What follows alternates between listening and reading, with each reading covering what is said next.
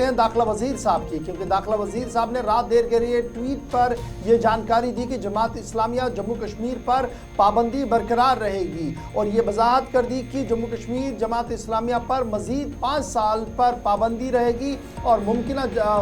ममनुआ जमातों की फहरिस्त में 5 साल के लिए फ़िलहाल जमात इस्लामिया के नाम को कर दिया गया मरकज़ की तरफ से। आइंदा 5 साल के लिए जमात इस्लामिया पर मज़ीद पाबंदी आयद कर दी गई है। आपको याद होगा कि 28 फरवरी सन 2019 को सबसे पहले जमात इस्लामी जम्मू कश्मीर पर पाबंदी आयद कर दी गई थी और इस जमात को कलअदम करार दिया गया था, गैर कानूनी करार दिया गया था, जिसके बाद बाज़ाब्ता तौर पर ऑफिशियल नोटिफिकेशन और गैजेट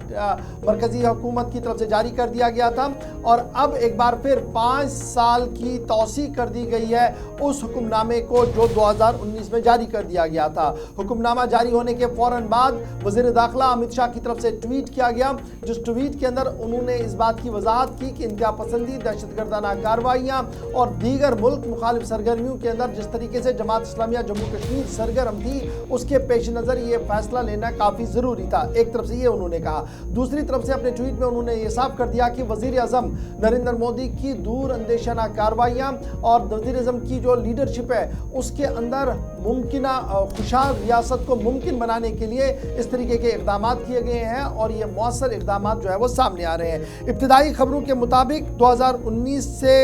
पहले और 2019 के बाद जब पाबंदी आयद कर दी गई है तो तकरीबन 47 ऐसे केसेस हैं, 47 ऐसे केसेस हैं जिनमें मनी लॉन्ड्रिंग का केस है, सरहद पार इंतहा पसंदों और दहशतगर्दों के साथ राब्ते का मामला है और फिर अपने लिटरेचर के ज़रिए से नौजवानों को उकसाने का मामला है। ये तमाम मामला जो है वो ज़ेर समात भी चल रहे हैं और कई लोगों की गिरफ्तारियां भी हुई हैं और मुसलसल कौमी तहकीकाती एजेंसी की तरफ से जम्मू से लेकर कश्मीर तक कई लोगों से पूछताछ भी की जा रही है। इस बीच मनी लॉन्ड्रिंग के मामले में अलहुदा ट्रस्ट समेत कई और ट्रस्टों पर भी निगाह और नज़र रखी गई, जिसके बाद ये तकरीबन 47 केस ऐसे बनते हैं जो स्ट्रॉन्ग एविडेंसेस के तौर पर मरकज़ की तरफ से पेश किए गए हैं, जिसके बाद जमात इस्लामिया पर मज़ीद 5 साल की पाबंदी आयद कर दी गई। एक तरफ से जमात पर 5 साल की पाबंदी है, साफ कर दिया गया कि इंतहा पसंदी और दहशतगर्दाना कार्रवाइयों में जो लोग मुलविस होंगे, जो हवा देंगे, उनको बर्दाश्त कौमी दायरे में नहीं किया जाएगा। लेकिन सवाल ये है कि जो जमातें जमात इस्लामिया के साथ मिलकर चुनावी दंगल में उतरना चाहती है या उनका साथ लेकर